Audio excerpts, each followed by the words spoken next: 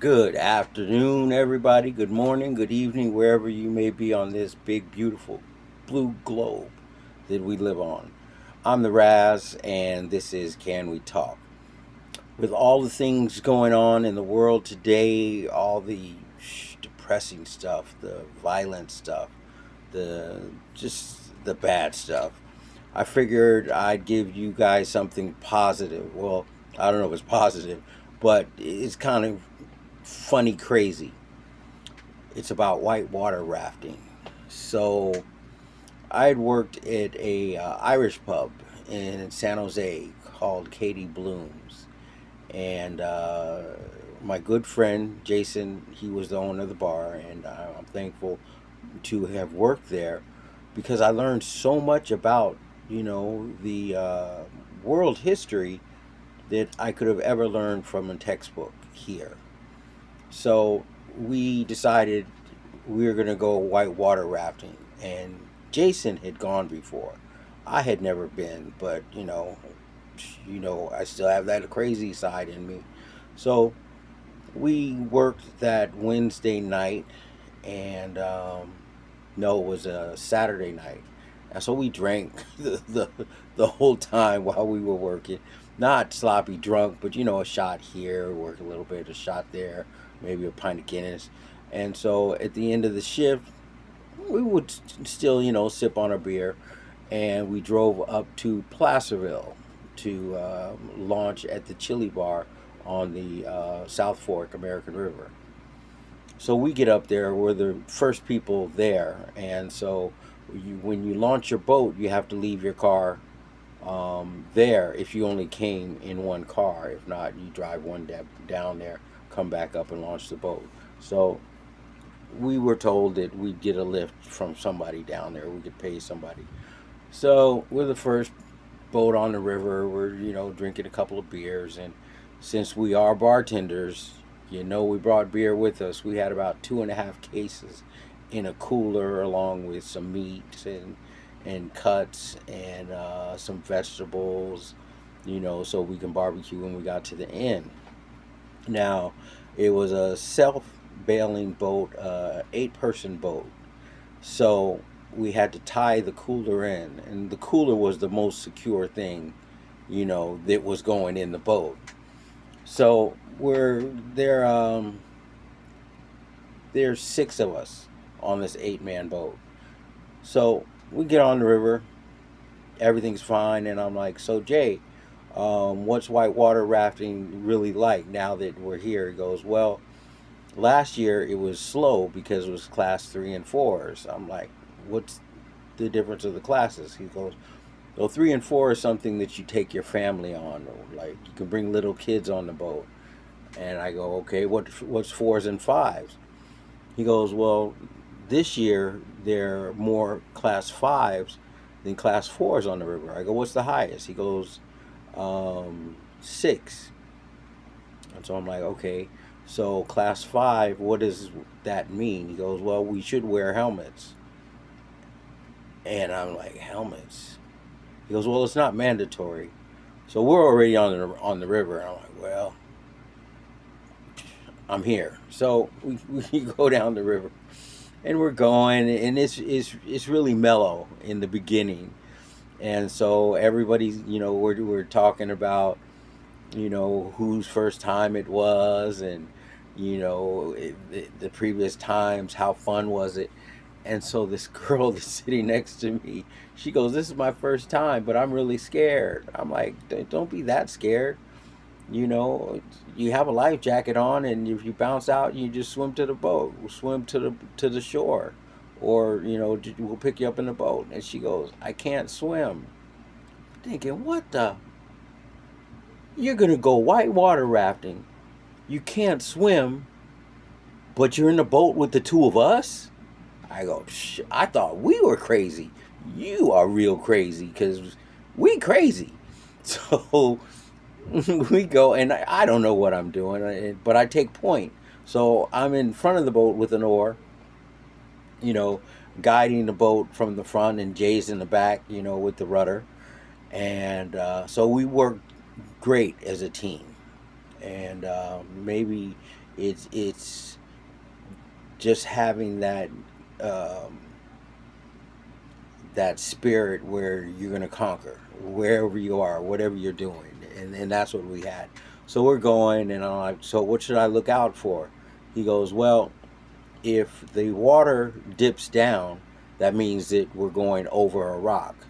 If the water bulges up, that means we're going over a rock, and you have to be careful going over rocks because you could get stuck on the rock. And then I go, well, what's the other? And then he goes, trees. I go, well, we could see a tree. We'll just go around it. He goes, no, the river's real high this year. There's going to be some trees that are underwater. And I'm thinking, underwater trees, they can puncture the boat. And I'm thinking, what the I get myself into? I go, if they can puncture the boat, if I'm in the water, they could puncture me.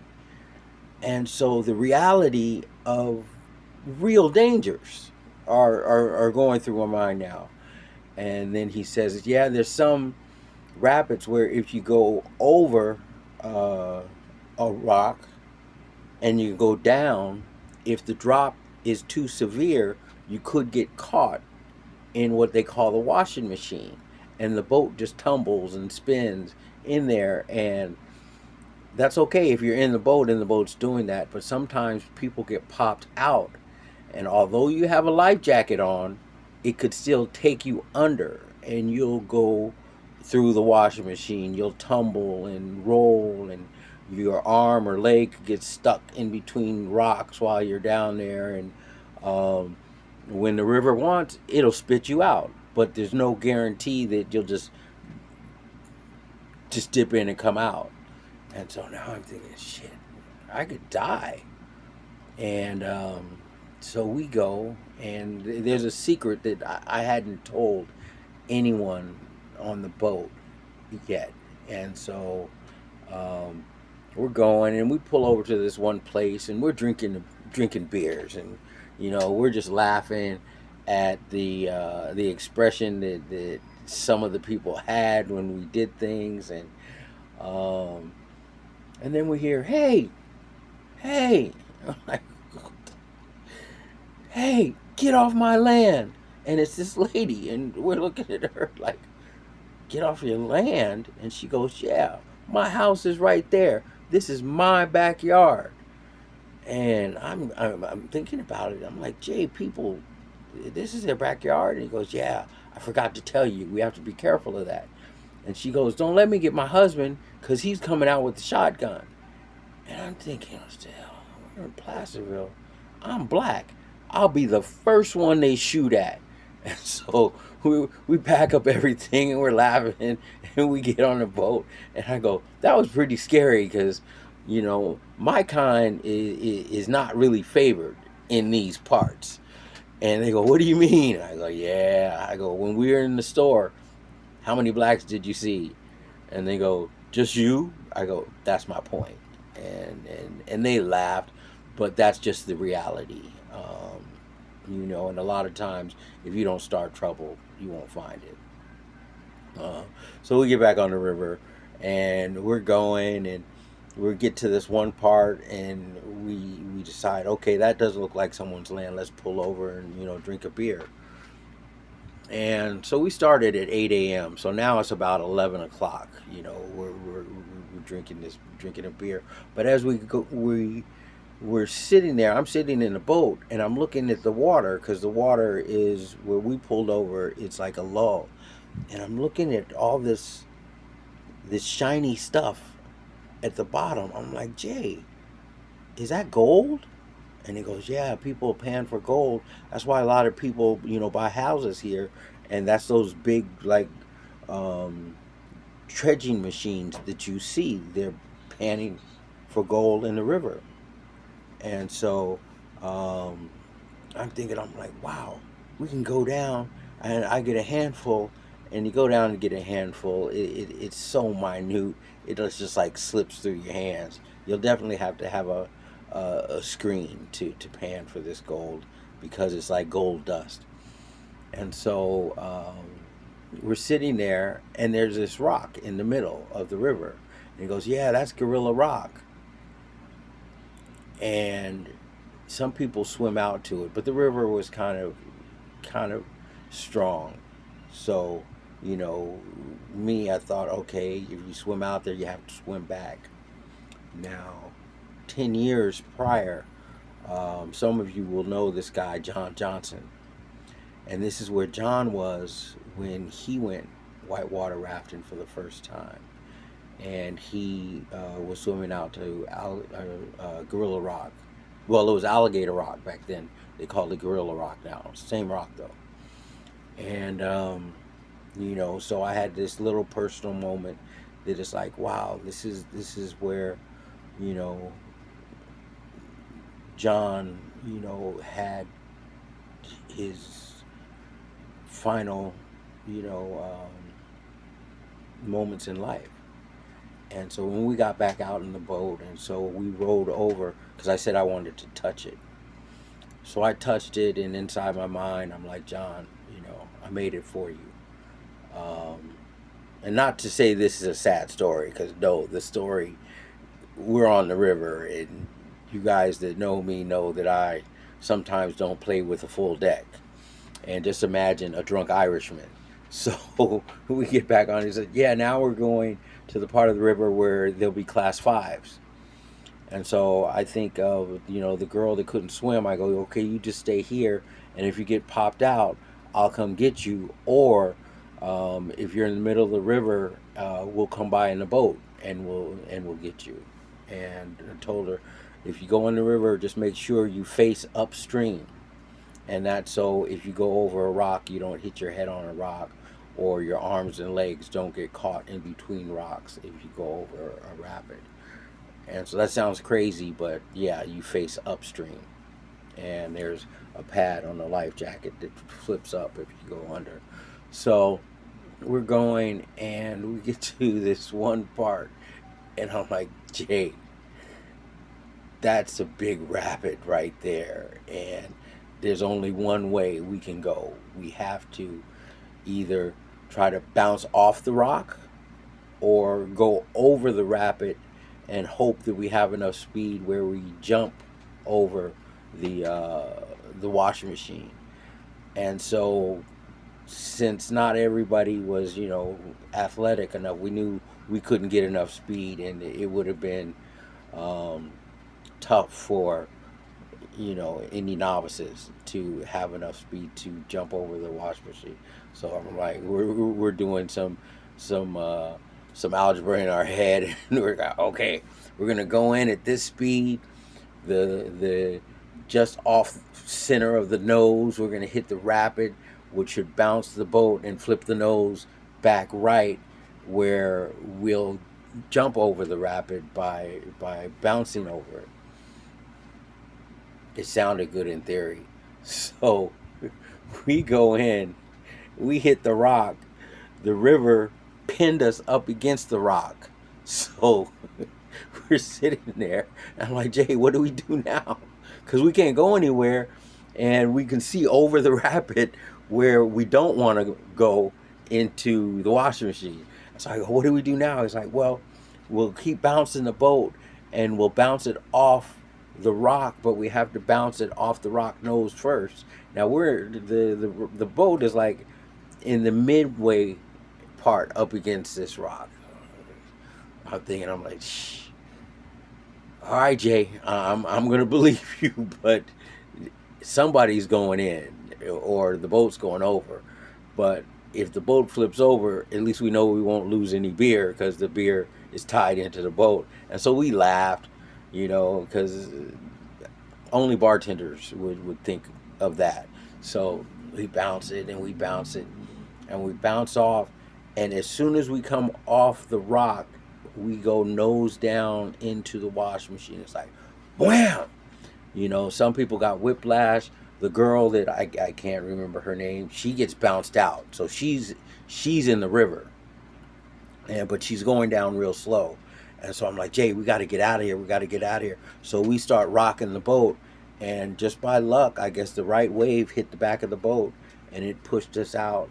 And I want to say her name was Tracy. And I go, okay, Tracy, you loop your arm, like this, and I'm gonna lean out the boat, and I'm gonna come by, and I'm gonna hook you with my arm, and we're gonna pull you in the boat. I guess I watched too much Emergency as a kid, or Rescue 911. I don't know what it was, but so that was the plan. So we go by, I hook her, we pull her in the boat. I'm like, wow, that worked. I go, shoot, this white water stuff is pretty cool. And so we're going, and so we go over some more rapids, and John and I get more and more daring, where we're now rolling the boat through rapids, where we're going over rapids backwards, which is real crazy, because everybody's facing upstream as the boat goes over the rapid, and Jay has to, well, I have to put the boat on the right line, and then Jay has to pull us through the rapids, and it was fun, and just crazy things, and so then we get down towards this one part of the river, and the river goes from being about maybe 40 yards wide to about maybe 15 yards. And so, of course, the speed of the river picks up. Now, there's no rocks in this part that are visible. And so, as the river pushes you through this like canyon, and the boat is skimming on the top of the water, but when you look down into the water, say about maybe 2, 3 feet, the water is doing these big churns like this, and it was so unreal to see that, where we're moving kind of fast, but the water underneath us is just churning in these big churns. I'm like, Jay, how deep is the water here? And he goes, they don't know for sure, but last estimate, it's 115 feet deep.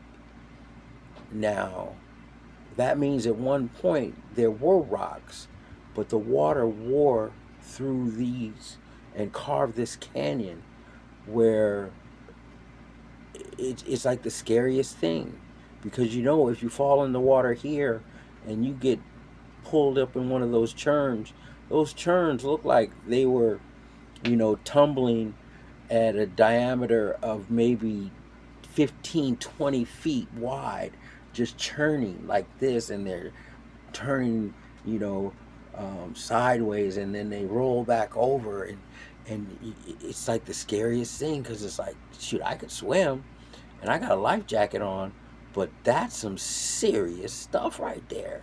If somebody would have told me about that part right there, I probably wouldn't have went, because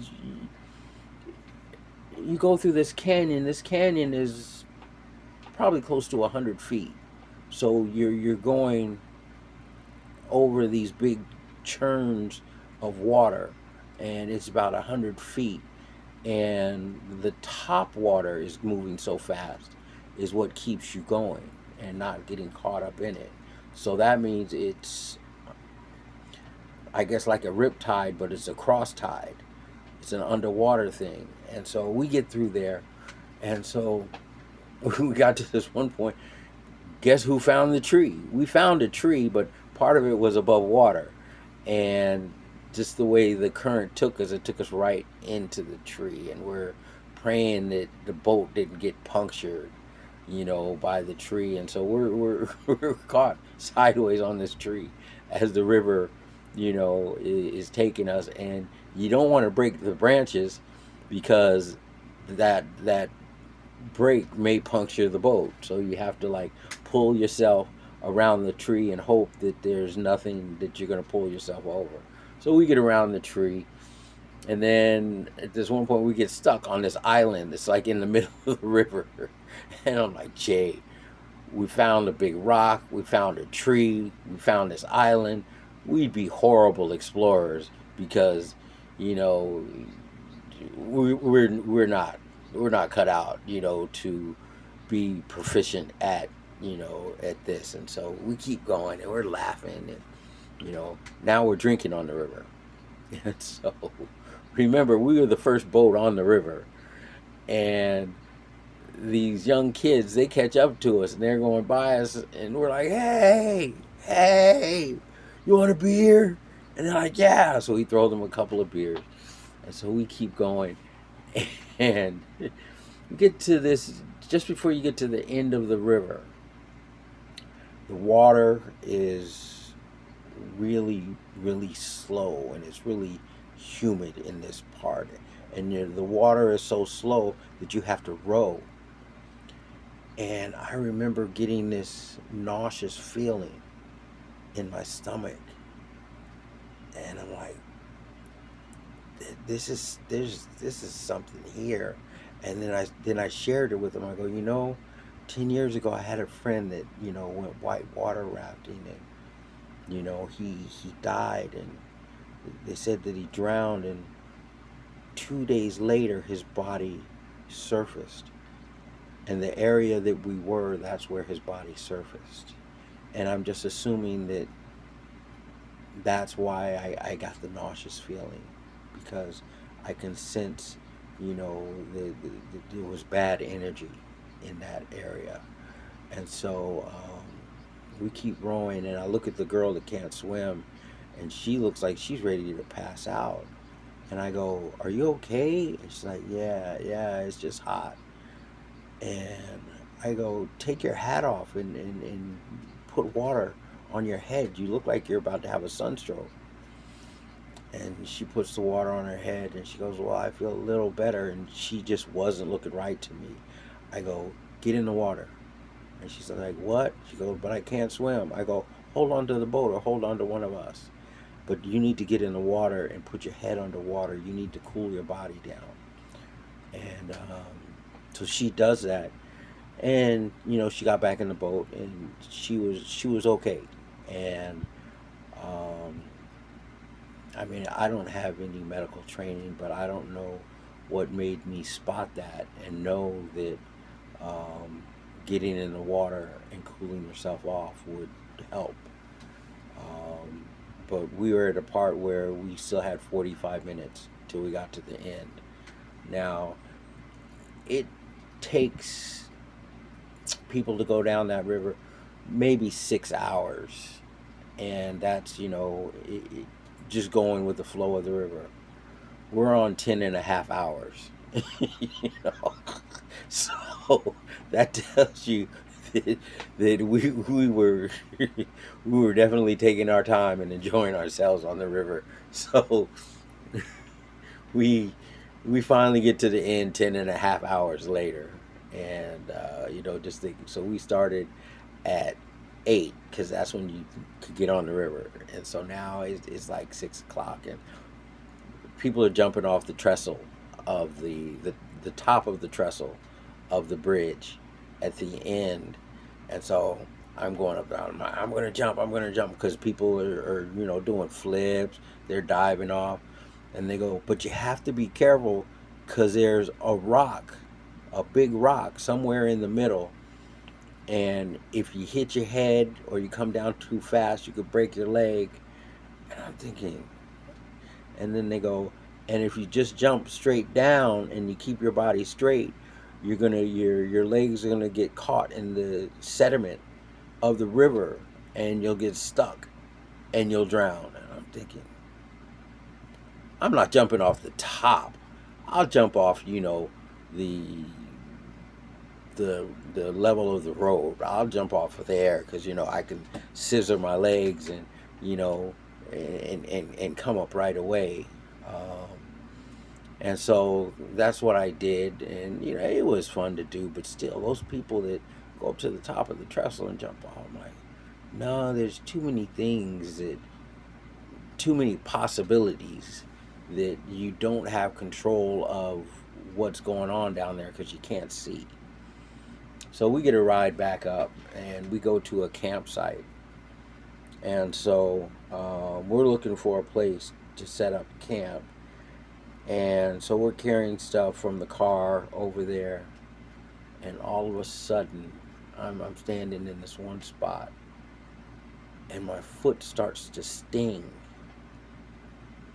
And I jump up. Apparently, whomever was there before us, when they finished with their fire, they buried the coals, and I stepped on a hot coal.